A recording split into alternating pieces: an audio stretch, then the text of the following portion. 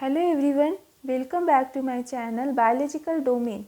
As we have started a special MCQ series which will cover all topics of biology and which helpful in all upcoming exams like DSSB, KVS, CTET, UPTET, NVS, REET and medical entrance exams like NEET, JIPMER, AFMC, AIIMS, all. So we have started with the one and foremost topics of biology, that is cell biology, and we have covered two parts of it in which we discussed the structure and function of cell MCQ, and in today's session we will discuss MCQ based on cell division or cell cycle, which is most important and the basic parts of this cell biology. So first question of today's session is, you can see, which of the following options gives the correct sequence of events during mitosis. मतलब यहाँ कह रहा है कि इन चारों options में से कौन सा ऑप्शन जो है माइटोसिस के सीक्वेंस को बताता है. हम लोग जानते हैं कि सेल डिवीजन जो है, जो कि सेल साइकिल में कंप्लीट होता है, वहाँ क्या होता है कि एक सेल से दो सेल्स फॉर्म होते हैं, वही दो सेल से चार सेल्स, 4 से 8, 8 से 16, लाइक दैट. फिर आपको मिलियंस ऑफ सेल्स बनते हैं, जिससे क्या होता है, एक बॉडी का फॉर्मेशन होता है. मीन्स एक सिंगल जाइगोट से एक पूरे बॉडी का फॉर्मेशन. एक जाइगोट में आपको सिंगल सेल होते हैं, पर उस सेल से जब बेबी का फॉर्मेशन होता है तो उस बेबी में मिलियंस ऑफ सेल्स प्रेजेंट होते हैं. तो वो सेल डिवीजन के थ्रू होता है, हम लोगों को पता है ये चीज़. तो वो सेल डिवीजन भी जो होता है वो आपको दो फेज में होता है, एक इंटरफेज और एक एम फेज. इंटरफेज जो है उसका प्रिपरेटरी फेज है, जहाँ पे वो सेल डिवीजन के पहले प्रिपरेशन करता है ताकि सेल को कैसे डिवाइड करना है. और एम फेज में क्या होता है, जो उसका परफॉर्मिंग फेज है, ड्रामेटिक फेज है, वहाँ पे वो आपको पहले न्यूक्लियस को डिवाइड करता है, फिर उसके बाद आपको साइटोप्लाज्म को डिवाइड करके दो सेल्स को फॉर्म करता है. तो वो जो एम फेज है वो आपको दो फेज में, वो भी फर्दर दो फेज में कंप्लीट होता है, माइटोसिस या मियोसिस. मतलब कुछ सेल्स में माइटोसिस डिवीजन होते हैं और कुछ सेल्स में मियोसिस डिवीजन होते हैं. तो जो माइटोसिस डिवीजन होते हैं वो आपको सोमेटिक सेल्स में, मतलब बॉडी सेल्स में होते हैं, और जो मियोसिस फेज है वो आपको germ cell, sex cell, reproductive cells, जो भी कहिए, उसमें आपको परफॉर्म करते हैं. माइटोसिस जो होते हैं डायप्लॉइड सेल्स को डिवाइड करते हैं, मतलब डायप्लॉइड सेल होते हैं, बनाते हैं. और जो मियोसिस के थ्रू जो सेल्स बनते हैं वो हैप्लॉइड सेल्स होते हैं. सो ये है आपका. लेकिन यहाँ पे आपको माइटोसिस के बारे में पूछ रहा है, तो हम लोग इसको स्ट्रक्चर के थ्रू देखते हैं क्या है. जो माइटोसिस है वो आपको 4 स्टेप्स में पूरा होता है. वो क्या है, पीमैट, मतलब prophase, metaphase, anaphase and telophase. तो आप देखिए यहाँ इंटरफेज, जैसा मैंने बताया, इंटरफेज होता है जहाँ पे क्रोमोसोम का कंडेंसेशन होता है. ठीक है. फिर प्रोफेज में क्या होगा, जो यहाँ सेल है, सेल के बाहर साइटोप्लाज्म, बहुत सारे सेल्स ऑर्गेनेल्स है, और अंदर न्यूक्लियस है. तो यहाँ पे क्या होता है कि, और ये आपका क्रोमोसोम है, तो न्यूक्लियर मेम्ब्रेन यहाँ से डिसअपियर होने लगते हैं इस फेज में. ठीक है. और क्या होगा, फिर इसके बाद जब मेटाफेज आएगा तो ये इक्वेटर लाइन पे आ जाएगा.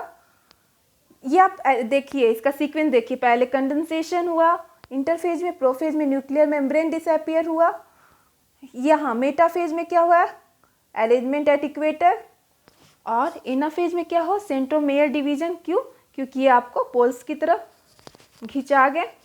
और टेलोफेज में क्या होगा, जो डिसअपियर हुआ था यहाँ, वो फिर से रीअपियर हो जाएगा. तो यहाँ पे सेग्रीगेशन होगा, दोनों अलग अलग दो न्यूक्लियाई बनाएंगे.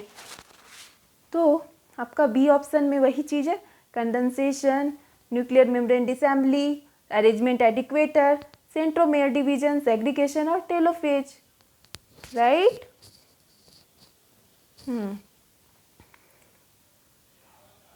सेकेंड क्या है, in meiosis crossing over is initiated at. अभी मैंने बताया कि जो सेल डिवीजन होता है दो तरह से होता है, या तो माइटोसिस या तो मियोसिस. मियोसिस होगा जर्म सेल में, और माइटोसिस होगा सोमेटिक सेल्स में।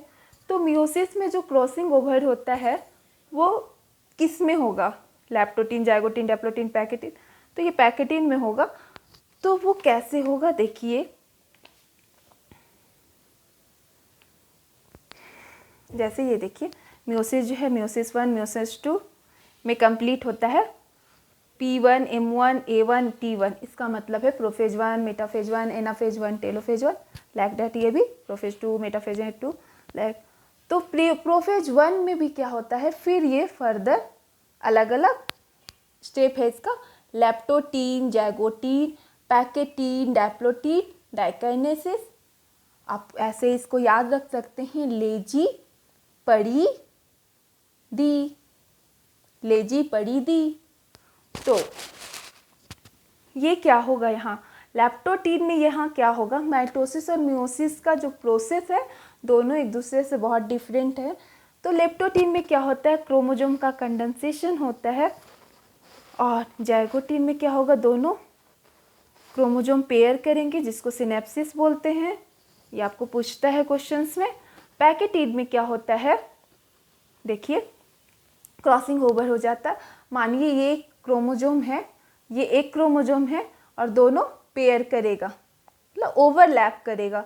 इस ओवरलैप को ही क्रॉसिंग ओवर बोलते हैं। और जिस जगह पे ये ओवरलैप किया, मान लीजिए इस जगह पे, तो ये जगह आपका बन गया काइजमा।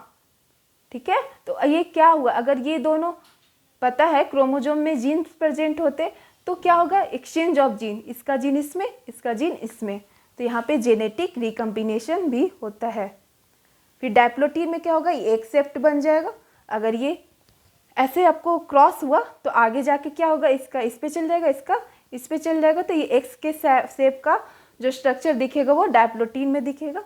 फिर आपका डाइकाइनेसिस होगा, ये है। तो हाँ, क्रॉसिंग ओवर कहाँ होगा, पैकेटीन में होगा। क्रॉसिंग ओवर पूछे या आपको पूछ दे कि जेनेटिक रिकम्बिनेशन कहाँ होगा, काइजमा कहाँ बनेगा, तो सारा चीज़ पैकेटीन में होगा। थर्ड क्वेश्चन है, which of the following is a not characteristic feature during mitosis in somatic cell. Mitosis जो होता है सोमेटिक सेल्स में होता है, पता है, लेकिन कौन उसका कैरेक्टरिस्टिक्स नहीं है, तो सिनेप्सिस नहीं है। क्यों? क्योंकि सिनेप्सिस जो हम लोग देखते हैं वो मियोसिस में देखते हैं। बाकी न्यूक्लियोलस का disappearance, chromosome movement, spindle fibre, तो आपको माइटोसिस मियोसिस दोनों में होगा। लेकिन synapsis is a characteristics which is found in meiosis. Next आपका 4 है, spindle fibre attach on to. Spindle fibre जिसका बहुत बड़ा रोल होता है डिवीजन में, तो वो क्या है देखिए। जैसे माइटोसिस में देखते हैं पीमेट जो कंप्लीट होता है, प्रोफेज फिर मेटाफेज। तो मेटाफेज में क्या होता है, इक्वेटोरियल प्लेट, बीच में जो प्लेट, क्योंकि न्यूक्लियर मेम्ब्रेन तो डिसअपियर हो गया, तो ये बीचों बीच एक प्लेट फॉर्म करता है। और इसमें क्या होगा, आपको सारे क्रोमोसोम इस पे अरेंज हो जाएंगे। उसके बाद क्या है, ये सेंट्रियोल है जिससे एस्टर और इससे स्पिंडल फाइबर का कनेक्ट होता है आपके क्रोमोसोम से। तो वही पूछ रहा है कि क्रोमोसोम के किस पार्ट से ये स्पिंडल फाइबर अटैच्ड होते हैं। बीच का पार्ट तो सेंट्रोमेयर हम लोग सब जानते हैं, लेकिन इसमें जो इसके साइड्स में जो प्रोटीन है उसको हम लोग काइनेटोकोर कहते हैं। तो जो स्पिंडल फाइबर अटैच्ड होते हैं वो काइनेटोकोर ऑफ द क्रोमोसोम से अटैच्ड होते हैं। 4 is done. 5. When cell has installed DNA replication for which checkpoint should be predominantly activated? यहाँ पे आपको चेक पॉइंट से क्वेश्चन पूछा है सेल डिवीजन में। जैसे कोई साइकिल चल रहा है तो उसमें एक चेक पॉइंट होना बहुत ज़रूरी है। कि चेक पॉइंट का मतलब क्या है कि वहाँ पे हम लोग देख सकते हैं, चेकिंग कर सकते हैं कि सारा काम जो सही से हो रहा है कि नहीं, क्योंकि गड़बड़ी तो हर जगह होती है। जैसे ट्रैफिक पुलिस भी क्या करते हैं, चेकिंग करते हैं, कुछ गड़बड़ी होती है तो वो आगे ही रोक देते हैं, उसको आगे जाने ही नहीं देते हैं। सेम उसी तरह क्या होता है, सेल डिवीज़न में भी 2-3 चेक पॉइंट होते हैं, ताकि अगर कुछ किसी चीज़ में गड़बड़ी हो रही है, डीएनए नहीं सही बना है, डीएनए में कुछ गड़बड़ी है, क्रोमोसोम में कुछ गड़बड़ी है, सेंट्रियोल में कुछ गड़बड़ी है, तो वो क्या करेंगे, उस समय उसको रोक देंगे, उसमें सुधार करेंगे, फिर उसको आगे बढ़ने देंगे। अगर नहीं ये चीज़ होगा तो क्या होगा, आपको सेल्स जो बनेगा वो इन्फेक्टेड सेल बनेगा। एक सेल से दूसरा सेल जो बनेगा वो इन्फेक्टेड सेल बनेगा। तो आप देखिए, जैसे ही आपका सेल डिवीजन है इंटरफेज और एम फेज में कंप्लीट होता है, तो G1 एस और G2 जो इंटरफेज का पार्ट है, G1 ग्रोथ फेज है जहाँ ग्रोथ होता है, एस में सिंथेसिस फेज सिंथेटिक होता है, डीएनए का रेप्लिकेशन, सेंट्रोल रिप्लिकेशन, ये सब। G2 फेज में आपका क्या होता है, ट्यूबुलिन प्रोटीन बनता है। बाकी आपका कैरियोकाइनेसिस में न्यूक्लियस डिवीजन होगा, साइटोकाइनेसिस में साइटोप्लाज्म का डिवीजन होगा ये। तो यहाँ पे चेक पॉइंट कहाँ पे होगा? पहला चेक पॉइंट तो आपको G1 और S के बीचों बीच यहाँ पे देखने को मिलता है।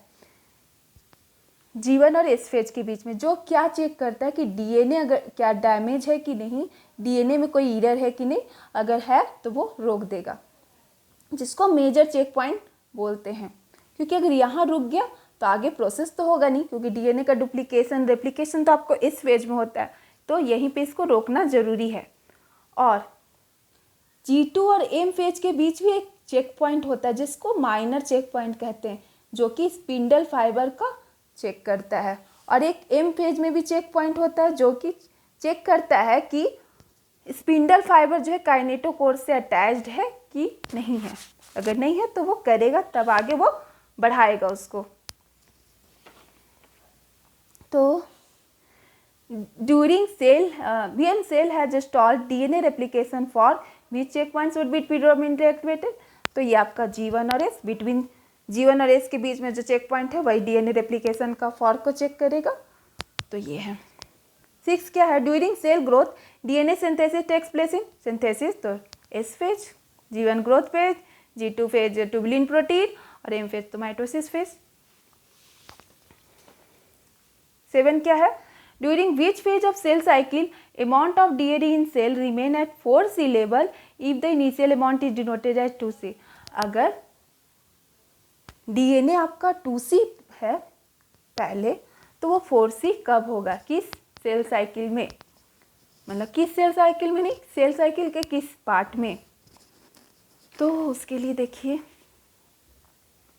ये आपका सेल साइकिल है G1 है, G2 M फेज।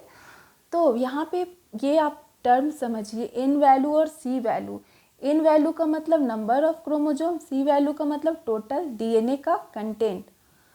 तो ये आपका क्रोमोजोम इस तरह से देखने को मिलता है, लेकिन आपका डुप्लीकेशन के बाद इस तरह को देखने को मिलता है। तो यहाँ पे ये स्ट्रक्चर में पहले हम लोग समझते हैं कि यहाँ कितने क्रोमोजोम हैं, कितने डीएनए हैं। तो यहाँ पे आपको डीएनए नहीं, पहले क्रोमोजोम कितने, 1 2 3 4, और आपका डीएनए का कंटेंट कितना है? डीएनए तो आपका यही हुआ ना, ये जो प्रेजेंट है अंदर में हेलिकली स्ट्रक्चर, तो ये आपका कितना है?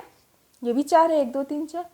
लेकिन जब एस फेज के बाद डुप्लीकेशन हो के यहाँ आता है एम फेज में, तब ये कैसा हो जाता है? देखिए, क्रोमोजोम तो आपका 1 2 3 4, क्योंकि इसी पे है, सिर्फ क्रोमेटेड्स पेयर हो गए हैं, तो एन तो 4 होंगे, लेकिन डीएनए तो आपका एक इधर से भी और एक इधर से भी, तो डीएनए का कंटेंट आपका यहाँ डबल हो गया।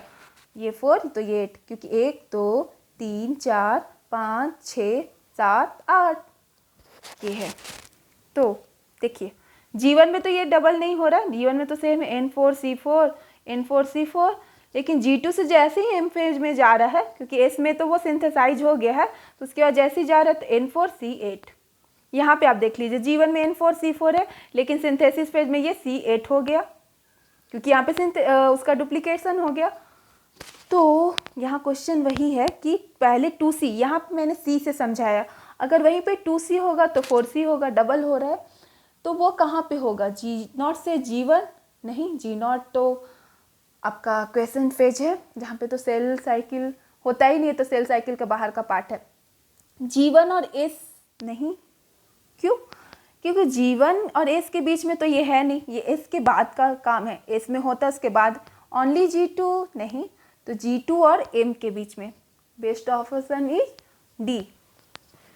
8 क्वेश्चन क्या है? In S phase of cell cycle, synthesis phase जो सेल साइकिल का है, वहाँ क्या होता है? तो amount of DNA doubles in each cell, सही है।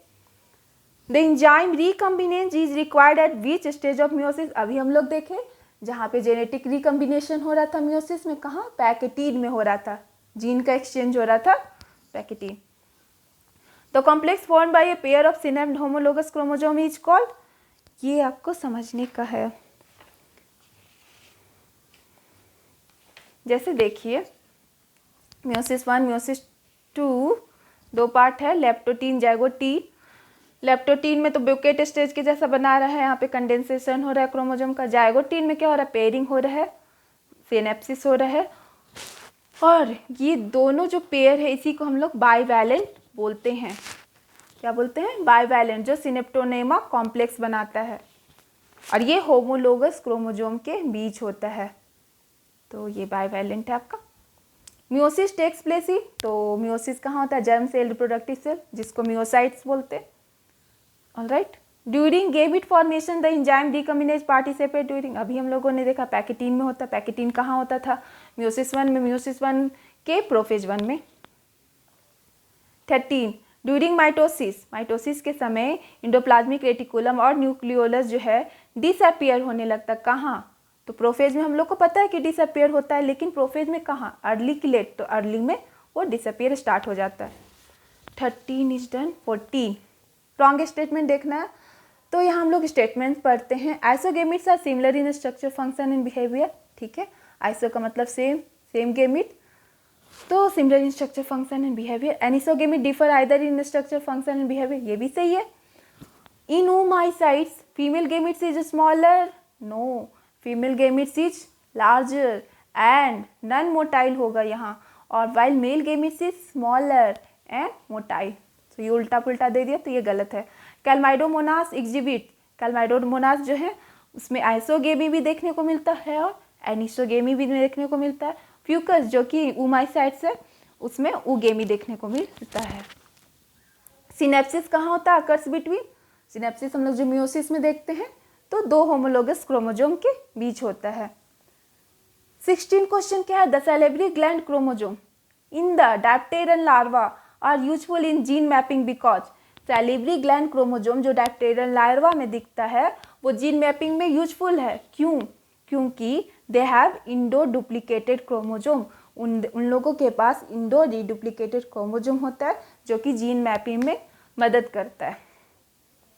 फिर centromere is required for, centromere जो आपका इस तरह का जो क्रोमोसोम होता है, यहाँ पे आपका सेंट्रोमेयर प्रेजेंट होता है, इसका क्या काम है, तो movement of chromosome during towards pole, pole के तरफ मूवमेंट में ये मदद करता है। 17 18 क्या है आपका क्वेश्चन,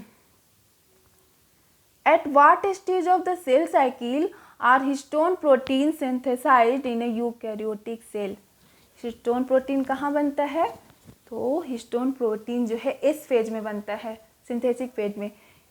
क्यों, क्योंकि हिस्टोन प्रोटीन का काम है डीएनए को पैकेजिंग करना, और एक आपका और होता है ट्यूबुलिन प्रोटीन, वो आपका G2 फेज में बनता है, ये भी याद रखिएगा। 19 क्वेश्चन क्या है, if you are provided with root tips of onion in your class and are asked to count the chromosome, which of the following stages can you most convincingly look into, अगर आपको class में root tips दिया जाता है onion का, तो आप किस से फेज में उसको स्टडी करेंगे और क्रोमोसोम नंबर को काउंट करेंगे, प्रोफेज, मेटाफेज, एनाफेज, टेलोफेज। तो बेस्ट स्टडी हम लोग कर सकते हैं मेटाफेज में। क्यों, क्योंकि मेटाफेज में वो इक्वेटोरियल प्लेट पे आ जाता है, वहाँ पे क्रोमोसोम के नंबर को काउंट करना आसान हो जाता है। और दूसरा क्वेश्चन यहाँ निकल सकता है कि रूट टिप्स ही क्यों, ओनियंस का और भी पार्ट होता है, लीफ, स्टेम, लेकिन रूट टिप्स क्यों, क्योंकि रूट जो होता है, रूट का भी टिप्स क्यों, क्योंकि उसमें मेरिस्टेमेटिक टिश्यू प्रेजेंट है जो कि डिवाइडिंग टिश्यू है, और वहाँ पे डिवीजन ज़्यादा होता है, इसका मतलब वहाँ सेल डिवीजन ज़्यादा हो रहा है, तो वहाँ पे हम लोग स्टडी अच्छे से कर सकते हैं। 20 क्वेश्चन क्या है, which one of the following precedes reformation of the nuclear envelope during M phase of the cell cycle, कहाँ पे न्यूक्लियर इन्वेलप बनने लगता है, M phase of cell cycle में। तो हम लोग जानते हैं कि प्रोफेज में तो आपका न्यूक्लियर इन्वेलप, न्यूक्लियोलस, ये सब डिसअपियर होने लगते हैं, लेकिन वो रीअपियर कहाँ होते हैं, टेलोफेज में। यहाँ ऑप्शन में आपको टेलोफेज नहीं दिया है, लेकिन ये जो ऑप्शन है ऑप्शन ए, यहाँ पे क्या होता है, डीकंडेंसेशन from chromosome and reassembly of nuclear lamina. और क्या न्यूक्लियर लैमिना कहने का मतलब न्यूक्लियर मेम्ब्रेन जो है रीअसेंबल होने लगता, बनने लगता है। Best option is a.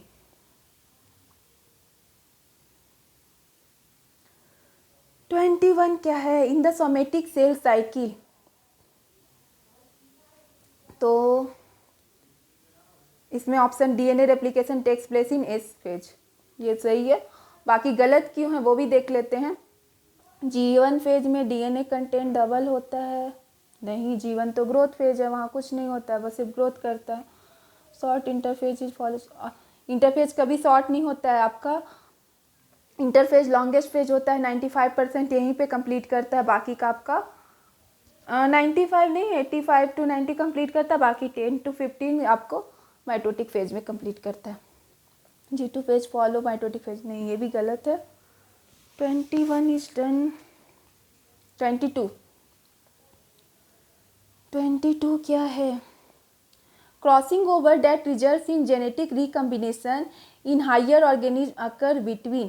Crossing over जो मियोसिस में हम लोग देखें वो किस में होगा, सिस्टर क्रोमेटिड्स में, नन सिस्टर, टू डॉटर। तो यहाँ पे non sister chromatids of a bivalent. कैसे, आप इसमें देखिए, ये दो होमोलोगस क्रोमोजोम है, यहाँ पे क्रॉसिंग ओवर हो रहा है, और ये दोनों आपस में क्या है, नन सिस्टर क्रोमेटिड है। ये दोनों आपस में सिस्टर है और ये आपस में नन सिस्टर है। तो crossing over non sister chromatids के बीच होता है। 23 mitotic spindle is mainly composed of which protein. Mitotic spindle जो है वो किसका बना होता है, एक्टिन प्रोटीन का बना होता है। Best material for the study of mitosis in laboratories, root tip, अभी हम लोगों ने देखा ओनियन में रूट टिप को ही स्टडी करते हैं। Which one of the following occurs more than 1 and less than 5 in a chromosome? ये क्रोमोजोम के स्ट्रक्चर से क्वेश्चन पूछे आपका। देखिए ये आपका क्रोमोजोम है, क्रोमोजोम के अंदर डीएनए है प्रेजेंट, ये आपका सेंट्रोमेयर है बीच में, और इसका जो टिप है, 4 टिप है, इसको टेलोमेयर बोलते हैं। और ये जो एक आपका लंबा हुआ और एक ये लंबा, ये दोनों क्या है, क्रोमेटिड, मतलब ये आपका क्रोमेटिड है। ये दोनों क्रोमेटिड आपस में ज्वाइन जब करते हैं तो एक क्रोमोजोम बनाते हैं। तो एक क्रोमोजोम में कितने क्रोमेटिड प्रेजेंट है, 2, सेंट्रोमेयर कितने प्रेजेंट है, 1, टेलोमेयर उसका टिप कितना है, 1 2 3 4। तो क्वेश्चन क्या पूछा है आपका कि कौन जो है एक से ज़्यादा और 5 से कम है क्रोमोजोम में, टेलोमेयर, क्योंकि क्रोमेटिड 2 है, सेंट्रोमेयर 1 है।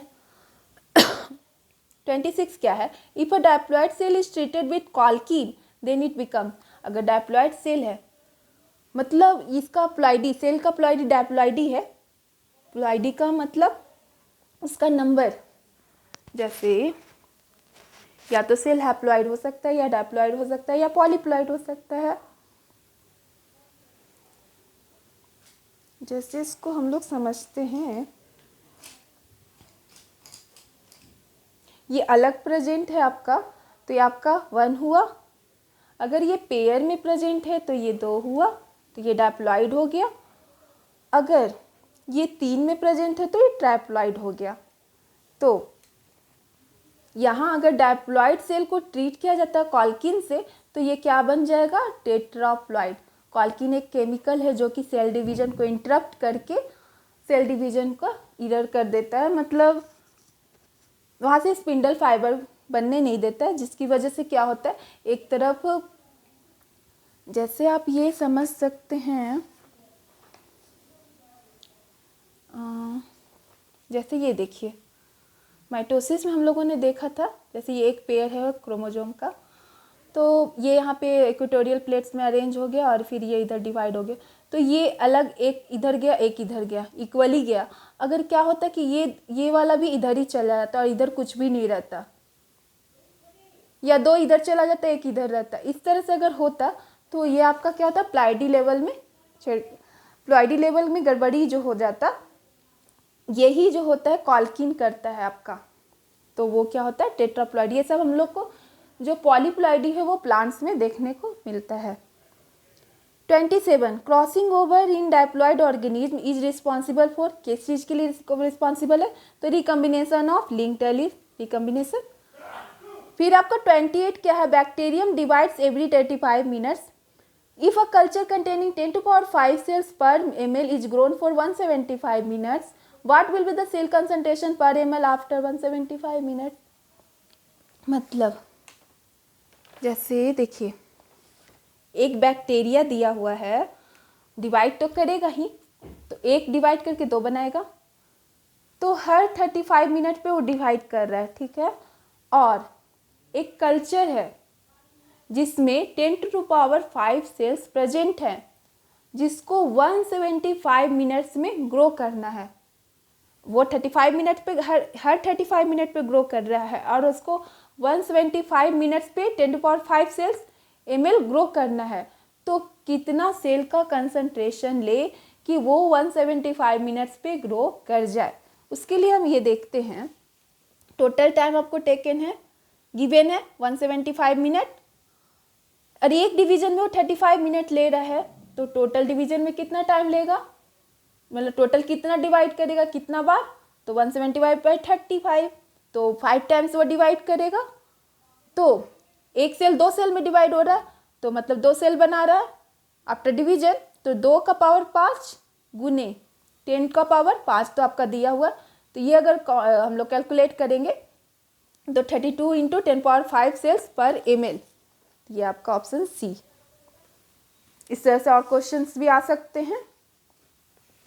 29 क्या है, during cell division in apical meristem the nuclear membrane appears in, nuclear membrane कहाँ आता है, तो टेलोफेज। ये तो ऐसे ही आपको क्लियर है। फिर है 30 how many mitotic divisions are needed for a single cell to make 128 cell, कितना माइटोटिक डिवीजन जरूरत होगा एक सेल को, तब वो 128 सेल बनाएगा। जैसे देखिए पहला डिवीजन अगर हुआ, पहला डिवीजन हुआ तो वो 2 सेल बनाया, दूसरा डिवीजन हुआ तो वो 4 सेल बनाया, तीसरा हुआ तो वो 8 बनाया, चौथा हुआ तो वो 16 बनाया, पांचवा डिवीजन हुआ तो वो 32 सेल बनाया। ये आपका डिवीजन है, ये आपका सेल्स है। छठा डिवीजन हुआ तो वो 64 बनाया, सातवां डिवीजन हुआ तो वो कितना बनाएगा 128, तो 2 का पावर 7 होगा तो 128। यही आपको पूछा है कि कितने डिवीजन में वो 128 सेल बना देगा, तो 7, right. 31 which one of the following structure will not be common to mitotic cells of higher plant. हाँ, प्लांट्स में कौन कॉमन नहीं है, तो प्लांट्स में सेंट्रियोल्स नहीं मौजूद होते हैं, मतलब डिवीजन के थ्रू। तो आपका ये है सेल प्लेट्स वहाँ फॉर्म करते हैं, so option would be right. 32 the exchange of genetic material between chromatids of paired homologous chromosome during first meiotic division is called.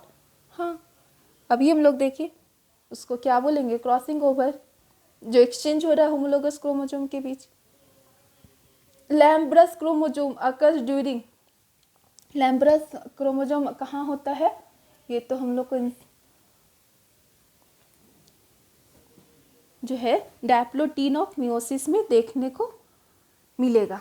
लैम्ब्रस chromosome ये सारे जो हैं आपको इन्वर्टिब्रेट्स में देखने को मिलते हैं।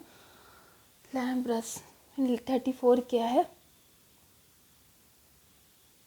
The point at which polytene chromosome appear to be attach together is called. किस पॉइंट पे जो है पॉलीटीन क्रोमोसोम जो है आपस में जुड़े देखेंगे, तो क्रोमोसेंटर पे। They both are not a parts of mammal, okay, polytene और lampbrush. Meiosis has evolutionary significance because it results in, meiosis के थ्रू हमको क्या देखने को मिलता है, रिकम्बिनेशन।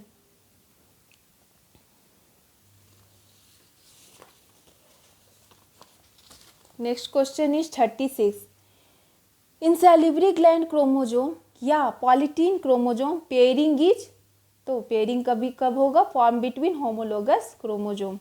मियोसिस 2 परफॉर्म्स, क्या परफॉर्म्स करता है, सेपरेशन ऑफ क्रोमेटिड्स।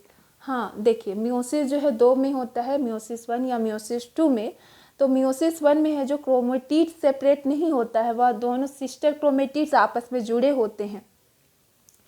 और मियोसिस 2 में जो होगा वो क्रोमेटिड्स का सेपरेशन होगा। Balbiani rings means puff are sites of, का क्या बनता है बाल्बिनी रिंग्स में, तो आरएनए और प्रोटीन सिंथेसिस होता है। Number of chromatids at metaphase each, chromatids कितने प्रेजेंट है मेटाफेज में, 2 each in mitosis and meiosis. ऐसे भी हम लोग को पता है जो क्रोमेटिड्स है वो 2 होंगे। In meiosis the daughter cell differ from parent cell as well as among them cell. Meiosis में क्या होता है, डॉटर सेल जो पेरेंट सेल से भी डिफर होता है और अपने आप में भी डिफर होता है। मतलब आफ्टर रिप्रोडक्शन जो सेल्स गैमीट्स बनते हैं, फिर बेबी का जो फॉर्मेशन होता है, तो जो क्या होता है, दोनों आपस में डिफर करते हैं। तो अपने में भी डिफर करते हैं और अपने पेरेंट्स से भी डिफर करते हैं। क्यों, क्योंकि उसमें सेग्रीगेशन होता है, इंडिपेंडेंट असॉर्टमेंट होता है और क्रॉसिंग ओवर होता है। आपका लास्ट क्वेश्चन है कुछ 41। Mitotic anaphase differs from metaphase in पॉजेजी। पीमैट जैसे है प्रोफेज, मेटाफेज, एनाफेज, टेलोफेज। तो एनाफेज जो है मेटाफेज से कैसे डिफर है, half number of chromosome and same number of chromatids. जैसे यहाँ पे एनाफेज जो है, एनाफेज में क्या होगा, हाफ नंबर ऑफ क्रोमोजोम होगा और सेम नंबर ऑफ क्रोमेटिड्स होगा,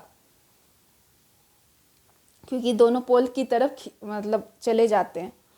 फिर है अ बाइवैलेंट कंसिस्ट ऑफ, बाइवैलेंट तो 4 क्रोमेटिड्स, 4 क्रोमेटिड्स होगा, क्योंकि एक होमोलोगस पेयर है और 2 सेंट्रोमेयर होगा।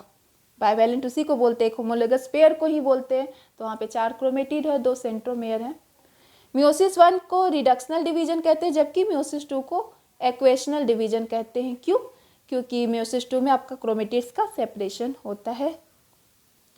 Anaphase promoting complex is a protein degradation machinery necessary for proper mitosis of animal cell. If APC is defective in a human cell, which of the following is expected to occur? Anaphase promoting complex एक protein degradation machinery है जो कि mitosis के लिए जरूरी है animal cell में। अगर ये डिफेक्टिव हो गया तो क्या हो सकता है, chromosome will not segregate, chromosome segregate नहीं होगा। तो आज हम लोगों ने सेल डिवीजन के कुछ क्वेश्चंस देखे, जो कि सेल बायोलॉजी के पार्ट 3 MCQ का एक टाइप्स है, जो हम लोग अभी जो सीरीज चला रहे हैं उसमें है। अगर आपको ये सेशन अच्छा लगे तो ज़रूर से लाइक करें और शेयर करें, और अगर आप चैनल पे नए हैं तो सब्सक्राइब ज़रूर करें। Thank you.